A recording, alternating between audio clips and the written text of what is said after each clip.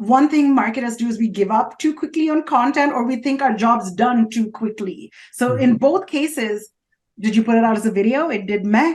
Try it as an image, try it as an article, try it as a newsletter, see if it does better there.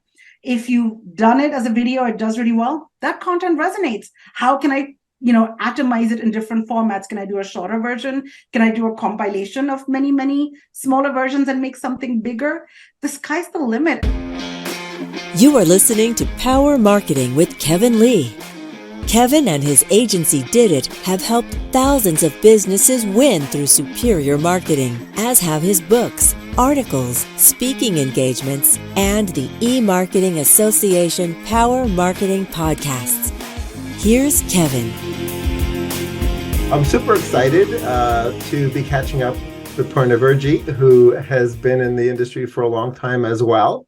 And we'll both be at the Brighton SEO conference this week. So hopefully we'll get this published before the conference actually kicks off. But let's start off, in case people don't know you, what's your role at LinkedIn, which is sort of your day job, your main gig?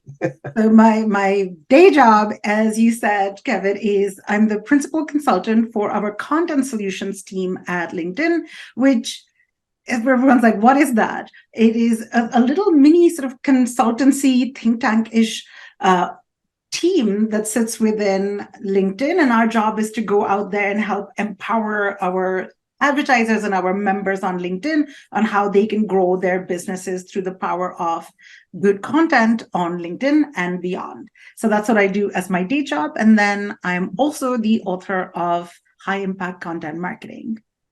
Yeah, so what was the catalyst for you writing the book?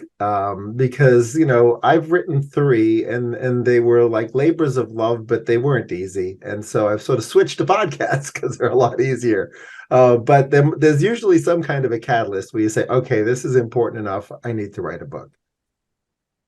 The fact that you wrote 3, I'm so in awe. Like, that's a really labor of love. So how it all came about was one fine day, I got an email from a gentleman called Stephen Dunnell, who changed my life, because he sent an email like, hey, Purna, I'm Stephen. I'm with Kogan Page, which is my publisher. And he says that, I've seen sort of your stuff over the years.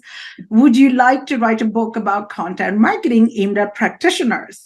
So this is just one of those things that you cannot say no to, right? In my head, I'd always, I looked up to people like yourself, Kevin, who had all written books, and like one day maybe, and then this came into my lap. And I'm also self-aware enough to know that I'm such a lazy, busy person that I would just not go out there and find an agent and create a proposal and all that. I was like, I just know that I'll never do it. I would never classify you as lazy. That's for sure. Well, I'm just like so type A and driven, and like whatever I'm focused on is to find that time. So I said yeah. And then part of what made me say yes was opportunities like this don't come around every day. And then second was there was such a point of view. We knew the change was coming in the industry with AI. There was panic. And the interesting thing is, from working as a content marketer for the last almost 2 decades, working in-house, agency side, at a search engine, at a social media network, ad platform, with marketers across the world tend to ask these same set of questions, right? It's not all over the map. We all grapple with the same issues. So if there were things that I had learned through School of Hard Knocks, and if I could save somebody some other hard knocks and help them drive more impact, I was like, would be a way that I can honor my teachers and all the amazing people in marketing who've trained me, so I can give back and honor their contribution. Well, that's I'm glad you took the plunge and now you're through it. It's done, yes. So a lot of businesses are sort of still struggling with content marketing, and they're looking to rethink their strategies or plan a content strategy. Both from a brand perspective and for senior executives, right? So where should they start? How should they start to flesh out a strategy, other than buying your book, which is sort of the no-brainer? They have to do that. But from the perspective of something they could learn from our podcast today, how should they start to frame their journey, their content marketing journey? Well, I would break it down really into three core areas. And step one would be really understand the business, like what's going to move the needle for you, like what areas of the business, which offerings. If you focused on driving would drive the most revenue impact for yourself. So prioritize that. Then prioritize your ideal customers. Like, who are the types of customers for those offerings that you'd like to have more of, and learn more about them. What are their pain points? Where do they tend to spend time? What's stage of awareness do they tend to be at? Like, try to understand your audience so that you can create what's going to drive business outcomes for you, but is positioned in a way that adds value for your audience. And then third is build out a strategy. So often, Kevin, you probably come across clients too in your past decades where people are like, I don't need a strategy. I've got a content calendar. It's enough. And you're like, nope, nope, nope. Doesn't tell you why. Put that together. And then in your strategy, you've got to balance out how you're going to amplify and distribute those key messages. And yes, it's coming from the brand, but you definitely need executives and employees involved too. Yeah, I mean, with the executives, how do you choose, right? Because do they always have to be the C-suite, or can there sometimes be evangelists within an organization who might be particularly charismatic and knowledgeable, who you can sort of draft into the content marketing strategy? So I love that question. It's one we get all the time. People are like, oh, I can't build my thought leadership strategy on LinkedIn because, my CEO is too busy. C-suite is fantastic to have, and it's great, but they're not the only ones. So generally, I give two pieces of advice. I'm like, one, especially if you're B2B, you have longer sales cycles. Right. You can help tie thought leadership back to your bottom line a little bit more by building up sales reps. And now the question, everyone's like, why? Why sales? Well, think about this. If you're trying to reach out, cold call, cold prospect, if you got an email that was from like random Joe Schmo salesperson, you'd be like, am I going to reply? Maybe, maybe not. But let's say you've been following somebody and you'd found value from them. You've liked what they've said. You've built up something, some trust, some rapport. You know them. Then if I get an email from them, even if it's a cold call, slightly more likely to want to respond because I've built that trust and authority. And so that's a big one to start with. And then look at your end audience. Who are you trying to reach? So if, let's say, you're a SaaS company, maybe your end audience tends to be very much on the technical side, then start by taking technical people on your end, because people will respond better to their peers. You speak the same language, you talk about the same things in the same ways. And so that can be helpful. And then the third point really would be start with folks who are active. And then if they're already active, it's just going to be easier for you. Help support them with some ideas and thoughts for what they could post about. And I would say, don't limit yourself even to one or two people. I mean, unless you're a 1 or 2 person company, but if you're a larger company, try to get an assortment or a variety. Like maybe you have and then give everybody a key area, right? Thought leadership is most successful when people speak or talk or post about areas that they are expertise in and have passion about, right? Because that gives you the motivation to keep writing, to make it fun and interesting. Otherwise, you start to resent it. I mean, if you ask me to write about interior design, I'm like, oh my gosh, I am a noob. I don't know anything, and so on. So do that. And then have different people for different areas. So maybe somebody in your company is really passionate about sustainability. Every time you're doing a corporate or brand post about sustainability, maybe have this person chime in. Or if somebody is a technical SME, they can come in. If somebody is more on the, on the product side or the marketing side, you could give great advice. Yeah, that's really great about empowering the salespeople to build their own personal brands. And the example you gave me was one where I might already have been following that salesperson, but interestingly, I'm more likely to have not been following them, right? But I may, if the outreach, whether it's a voicemail or an in-mail or an email, right? If it was well crafted, especially if it was an in-mail, right? I might, their profile's one click away at that point, right? So I might go look at their profile. And if their profile seems to be extremely helpful from a thought leadership perspective, I'm much more likely to give them a chance, right? Because their personality hopefully will come forward as a helpful personality, because there's different kinds of salespeople. There's some people who will sell to you and bend their solution to hopefully fit your needs, and then the others who are actually really worried about, is this the right fit? And those people who really are motivated by it's my mission to make this sale, but only if it's a good fit. That will come through in a good profile, right? And so I think thought leadership for SDRs and BDRs and everyone who's touching prospects is actually a really good strategy. It does seem a little bit, difficult to herd the cats sometimes internally to do that, but that's some great advice. Can I add one thing to that? I love your point, and it can be hard to herd the cat. So maybe just say start with one or two people. Then you can make the case and be like, look at what X and Y are doing. It's working so well.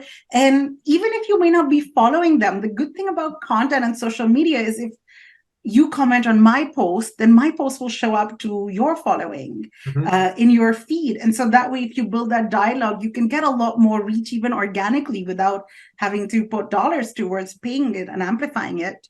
And then once you see what works, you can more strategically amplify via paid. Great point. When editorial calendars are being created, do you feel like it's useful to sort of tag that editorial topic as to whether it's going to be more sort of direct response, lower funnel, or if it's really thought leadership from a very upper funnel awareness and education perspective? So this is my personal take on this, and I wrote this in my book as well, which different people will be at different sort of stages of awareness. And so rather than looking at the funnel per se, I like Eugene Schwartz's way of breaking it down into the 5 stages of awareness. So for any stage of it, so let's say, even I'm talking about, let's say, AI, right? AI is like the sexy new topic. Everyone's talking about it. So let's say you're coming up with a topic with AI, you could come at it the same idea from different stages of awareness. As somebody who's not, let's say I'm in a nonprofit, and maybe you're thinking that for your nonprofit, you're like, well, how does really AI help me? Or what can I do with those? Then maybe an article from an AI company could be like, hey, nonprofits, here's why you should be paying attention to AI and how it can help. So that's more of a higher awareness. Then the middle of the funnel could be like, hey, hear from our product managers who built our AI products for how they use it to give to find more creativity and efficiency in their day. And then really like the most bottom funnel type, most aware could be, here's a case study, right? So it's the same thing. You're talking about AI, but you have to play at all those levels, regardless where people are, because everyone could be at different stages at different times. So I find that's a good way of thinking about it. And then everyone instantly gets really, really overwhelmed. That means, Purna, do I have to create like 10,000 pieces of content? I'm like, nope. It's one idea. Just tweak it at different pages, different stages a little bit. And it's one idea. It's the same idea. Come at it from different angles and then reuse and recycle your copy. Great advice. One thing that obviously not all executives have done is turned creator mode on within LinkedIn. Right. So do you recommend it's universally turned on, or do you think that it's only after they've had a chance to really think through their communications and content strategy that at that point they sort of turn creator mode on and start posting? I think you start to turn it on now. I mean, we generally advise people to turn it on. There's definitely lots of advantages. You can have people follow you. You can get some of those featured sections. So turn it on. Generally, it's more help than any worry. So turn it on now. People can start following you. They don't have to wait to connect with you, because sometimes people are like, I don't know them. Do I follow them? Do I have to connect? And so this way you can just build it out, build your following at the same time organically while you're building your strategy. Right. I'm one of those people who is actually sort of annoyed that when you turn creator mode on, that the default becomes follow for people as opposed to connect. But I can certainly understand a lot of executives why they would prefer that then switch the default to a follow, because they don't want to connect to everybody. They would prefer to have a following that they're building. And of course, there's the 30,000 cap. Is it still in place? The 30,000 connection cap? I remember years back that was the cap. I'll be honest that as far as I know, I think that is it, but I'm not so in depth in the weeds in that. So Right. let's just say that I can double check for you right after. But as far as I'm aware, that is what it is. So Yeah, yeah, people like recruiters and all of that would reach that cap a lot more quickly. And sure. followers is still good. And if people, very often I'll get both a follower and then maybe a couple of weeks later, people will then want to connect too. Right. So Right. after you've served them enough value, they'll be like, oh, I want to connect to. Right. Well, certainly the huge proponents of content marketing on LinkedIn have blown past their 30,000 a long time ago. I mean, Gary Vee is a perfect example, right? I mean, I don't even know what his follower count is at, but it's certainly orders of magnitude greater than 30,000. So assuming that the executive is a thought leader in reality, right? How do you then turn them into a thought leader, yeah, turn their bio into one that conveys thought leadership, and then frame the entire content marketing strategy around that thought leadership? So generally, it's what do they want to be known for? How would they like to be perceived and show up? And what we found is that bring your whole self, be personal. Like write it from a first person point of view. Write about little areas. Write about what you write about and how often you show up. So that's sometimes really good advice. Is that I'm just going to make something up. This isn't me, but somebody could say, like, I post about leadership lessons twice a month or something like that. Help audiences get to know you, what value they can get from you, what type of content you share, and your background, because sometimes people have a different background, what you're passionate about.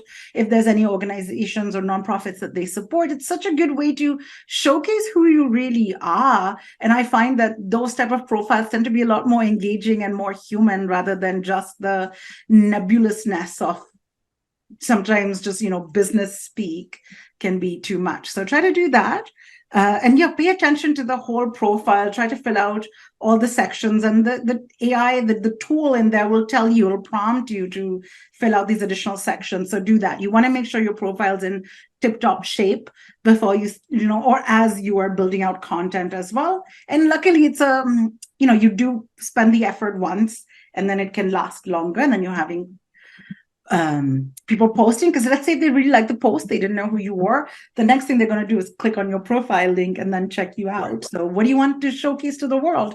Help that be there. Absolutely.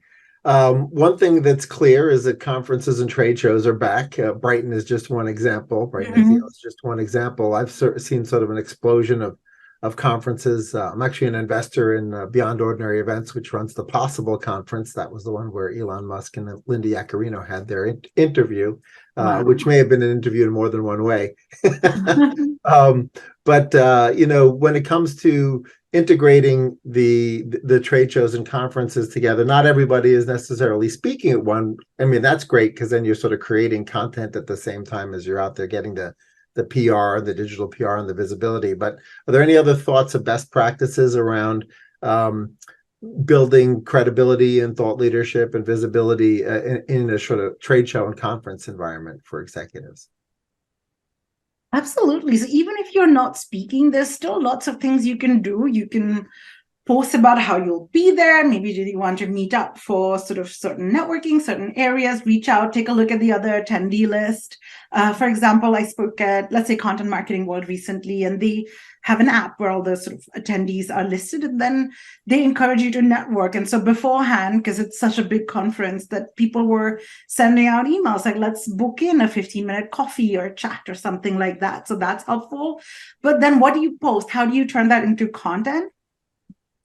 Talk to other leaders, talk to your peers, talk to other companies, and maybe share some of the learnings. Like so many things can be a big learning. Can be, I went in and this was my goal, and here's how I was thinking about it. And then in talking to these people, I actually discovered something different. Or share about some of the top 3 things that you took away from a talk. And so add your perspective. It's almost how you curate content. I talk about like Barry Schwartz does it so well for SEO Roundtable, for example, right? He'll go in and peruse all the conversations happening on social media, and he knows the audience, his audience so well. He's like, oh, I know this is what will add value, so I'm going to highlight this for the audience. So take it with that approach, as if you're a curator at an art gallery or a museum, and be like, what would my target audience like to or find value in? And then extract that goodness. I mean, you're at a conference, there's photos, there's little video snippets, like find another speaker and be like, hey, I wanted to ask you this question. Can I ask you on camera? And most speakers would be happy to get that additional reach and engagement. Yeah, you just mentioned video, and obviously YouTube's the second largest search engine in the world. So to the extent that video is in a person's sort of strategy, content marketing strategy, what are some other best practices? Because almost every social media platform, not just YouTube, has some video component to it. How should they think through where the content that they're creating lives? Should it be on the YouTube channel? Should they have a TikTok? Should they be on Instagram? You know, where within LinkedIn should video live? And should they be different video types? Or can you actually repurpose video by snippetizing it and making it snackable across these platforms? You know, that is such a good question. And that's unfortunately the answer is that there's so much variance in that. It depends on your goals, depends on your audience, depends what they tend to consume, where they tend to consume it, because not all audiences will behave the same on a platform. So even if, platform, ABC's audience tends to be at most like a certain demographic and what they tend to do, but your audience may not be using it in the same way. So if you understand them first, but take a look at video. It's really engaging. People really value it. And I talked to a couple of people because when I was deciding, so let's say if I take out my employee hat and I put on my marketer hat, as I was deciding, like, okay, I have a contractual obligation to my publisher to go and market my book once it's released. And so then I was like, where can I do it effectively? And where will I find the most reach? And of course, I mean, not because of the employee, but because of as an average user and a marketer, I said, LinkedIn's my place where I'm going to focus the most on because I can see so much value. And then I realized that I could do webinars and so on, or LinkedIn events, which would be great, but they would have finite. But if I broke it up and I did a sort of short form, so now every Tuesday I'll publish a video, like around 2 to 3 minutes was my goal to keep that. And what I found that does, and it's really low cost for me. Like I sit right here, I record it on my phone. That's the only difference. It's just easier for me to do it on my phone. And then I'll just publish it. And it's usually a top question. It's a little snippet. And I find that doing that allows people to get to know you consistently over time. They'll get to build some trust, ideally, if they like my content and find value in it. If not, then they'll know who not to follow. And then I can get in front of them. So almost one of my friends, AJ Wilcox, had told me this. He's like, Purna, like 10 1 or 2 minute videos can be much more impactful than like one long 30 minutes or 1 hour video there, because you can get just an extended duration and consistency. So that's how I personally approach it. And I found so many people, so even if I may not get as many sort of direct reactions or comments sometimes on a video, I'll still find somebody's mentioning it too, which is another common thing that people will hear, that it's easy sometimes to get discouraged in the second month or something of posting. You're like, where's that growth that I'm seeing compared to all these other people who've done it? It comes, and people will pay attention even if they don't like or react to it. Yeah, you definitely need to habitualize your content creation because it does take time to achieve momentum. Now, there are a lot of places within LinkedIn, and that's obviously where the business people hang out. Business people are obviously on all the other platforms as well. They may not be in their business state of mind at the moment, which is why it may be harder to reach them there. But within LinkedIn, there are a lot of places that your content can live after you create it, right? It's on your personal profile, on your business profile. Within a group, you can publish it out as a newsletter. There's just all these different places. So as a person's sort of not just thinking through topically their editorial calendar, they also have to think about, well, does this place have like a first home? And then is it have a second or third home and another snippetized or snackable version? Like, how do you recommend people plan that out as to where things get posted first and where they get posted second? Or is it the same thing that gets posted and then something different gets posted somewhere else? So the good news is, I think about it let's say you're a DJ at a wedding. You're going to a wedding, the DJ is playing the song. They're probably going to play the Macarena, which came out many, many years ago. And the audience is still going to get super excited and we're still going to dance to it, right? And I'm going to look super dorky because I'm a terrible dancer. I've got 2 left feet, but I'm still going to do it, right? The great content or great hits can still resonate years after they came out. I always tell this funny story. Like I have a 10-year-old nephew who spends a little time on TikTok, and he came to me being like, Auntie Purna, it's like, I've discovered this like brand new band. It's amazing. It's great music. I'm like, really, Jimmy? Like, tell me more. Like, what do you like? And he's like, oh, it's so good. I love this song. Keep listening to it. And I'm going to send it to you. I'm like, great. Kevin, it was ABBA. He said, me dancing to you. I'm like, oh my gosh. So I was like, this is such a good reminder. So I always, as a marketer, I have to remind myself that I've created it and I've distributed it once, but that doesn't mean that A, all my audience saw it, or B, even if it was a valued audience, they may not have been in the right mind state to consume it. And C, like not everyone remembers your content or cares enough about it as much as you do, right? We just scroll past, or we may come in one day and come out one day because we're obsessed with what's going on in our worlds. So keep resharing your content. So let's say this is a very long way of saying, if you have a really good post and it's seen some kind of resonance, put it in a different format, repurpose it. And I'll give you an example of what I've done. I did a post that was in video first. That was about what are the essential elements of a content marketing strategy. And it was a video. It did really well. I mean, it did well. And I was like, well, that's actually a good point, but it was buried in like minute 2.5 of my video. Maybe what if I created as an image instead? And I created as an image and it felt very fresh and new. It was the same info. And then I said, well, what if I created like a micro video and I just focus on that? And then I'll publish it. So I've recorded it, but I won't publish it for another few weeks so that in case anyone's seen it, it'll feel new. So in that sense, one thing marketers do is we give up too quickly on content, or we think our job's done too quickly. So in both cases, did you put it out as a video? It did meh. Try it as an image. Try it as an article. Try it as a newsletter. See if it does better there. If you've done it as a video, it does really well. That content resonates. How can I atomize it in different formats? Can I do a shorter version? Can I do a compilation of many, many smaller versions and make something bigger? The sky's the limit. And by the way, all the big companies do it too. Like so often I'll talk to a startup and they'll be like, yeah, but look at like XYZ giant enterprise Fortune 100, Fortune 50 company. I'm like, they do it too, right? I'll show you examples of what we did at LinkedIn. Like one of my former marketing colleagues, Jason Miller, had created this awesome, sophisticated guide to marketing. It was this beautiful white paper that he had created. Then he turned it into a podcast. Then he turned it into an infographic. Then he created webinars about it. He interviewed other people about it, right? There's so many different ways that you can take one idea and do it. So don't lose heart and worry that you have to create so much. Just take your hits and repurpose it, right? We'll still dance to the Macarena. 10-year-olds will still discover ABBA. It'll still work. Absolutely. Well, speaking of hits, obviously, sometimes when you have something that's resonating, you actually do want to put some money behind it. You do want to boost it within the LinkedIn ecosystem.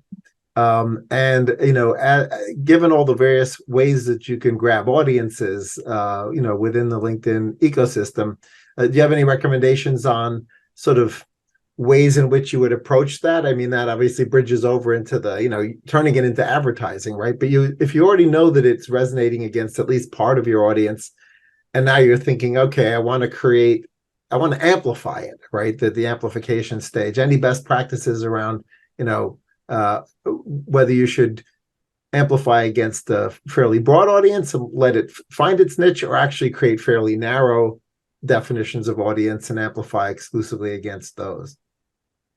So firstly, I love that you're asking that, because organic, you are sort of nurturing your crop of existing people, right? But what paid does is it allows you to plant brand new seeds and reach people in your total addressable market that you just wouldn't have. So it's good to do both. In terms of where to start, I think something that's new on LinkedIn that's gaining so much popularity is thought leader ads, because what you can do with that is there's no learning curve. It's still, as a company, you can have a company page and promote it from there within Campaign Manager, but you can promote posts from individuals who work at your company. So let's say Ryan Roslansky is our CEO. If he's written a very compelling post, then LinkedIn can promote it and put money behind it so it shows up to more people.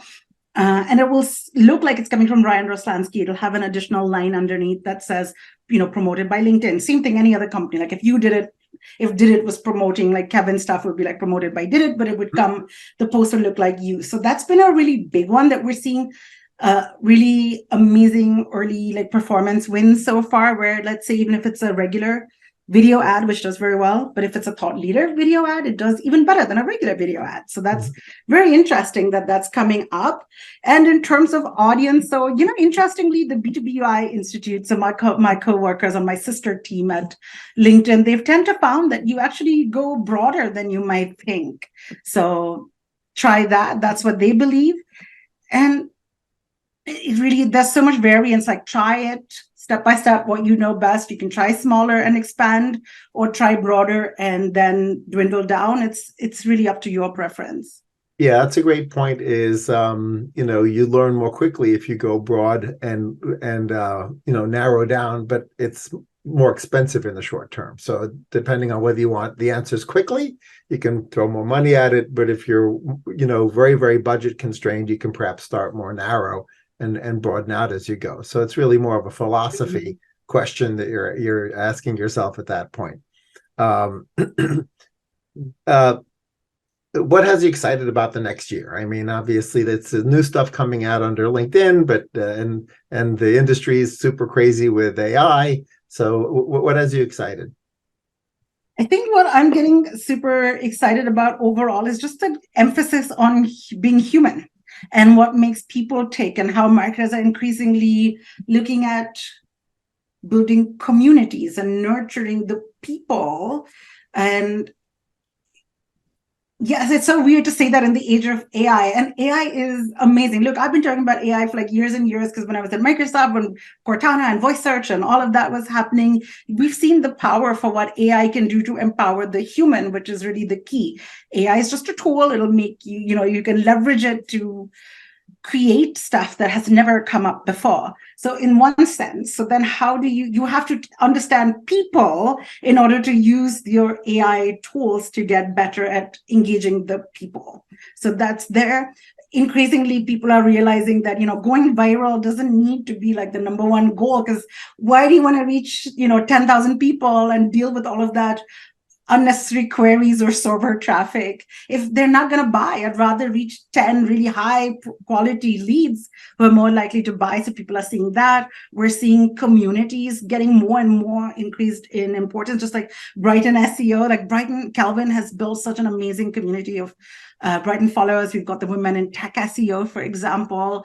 All of these amazing communities are thriving. So groups on LinkedIn are getting so active as well. And for me, I'm just excited that we'll have some kind of discipline and more budget behind, because people are realizing that content marketing doesn't sit in a silo, SEO doesn't sit in a silo. We all have to come together and be more aligned as marketers with sales, and ultimately find the best ways to serve the audiences in the best way, right? Like poor quality isn't going to cut it. Now, AI just made it easier to create so much more average quality content at scale. And so being exceptional will be essential to stand out. And so I think we'll see a lot more exceptionalness. Yeah, very long answer, Kevin. Sorry. No, that's great. And sort of my favorite part of that answer is one that I think internal marketing teams should really take to heart, which is the idea they've in the past sort of gravitated towards thinking about, okay, this is my SEO budget, this is my social media budget, this is my content marketing budget, and owned and earned, owned media budget. Yeah. And the reality is that, in the current ecosystem, you should really think about the interaction effects between this piece of content. And it even though it may have SEO value, it probably has greater value somewhere else, or vice versa, right? So I sort of think about earned media as an umbrella, really, where those budgets should be much more fluid. And if you need more budget and you need to go to your CMO or CFO and justify something, break yourself out of that SEO silo when you're talking to people about budgeting, because the reality is, the content marketing and PR and digital PR budgets, those all have SEO implications, and simultaneously SEO activities have implications within social and a lot of these other areas. So, people should really start to think more holistically about budgeting and about the KPIs that come out of when they deploy budgets. And I think that will sort of potentially free up investment by the companies, because SEO has been underinvested for many, many companies for many, many years. And I think just somehow, framing it differently can open up these budgets. Strongly agree. Like SEOs aren't just this little weird group that messes with the internet in the corner or has that direct line to Google or whatever, or technical. Like SEOs touches every part of the business. So PR teams, let SEO know what you're doing. Product marketing, let SEO know what you're doing. So I look forward to it when marketers combine forces or come together more, and then we all get a bigger seat at the table as a result. Absolutely. Well, thanks so much for joining me. I look forward to seeing you at the upcoming conference. Thank you for having me. This was so fun, Kevin. Kevin Lee's Power Marketing is available on all your favorite podcast networks. Kevin loves helping businesses excel at marketing. Having marketing challenges? Just like Santa in the Miracle on 34th Street, if Kevin can't help you, he'll know someone who can. Find him on LinkedIn, subscribe, or follow.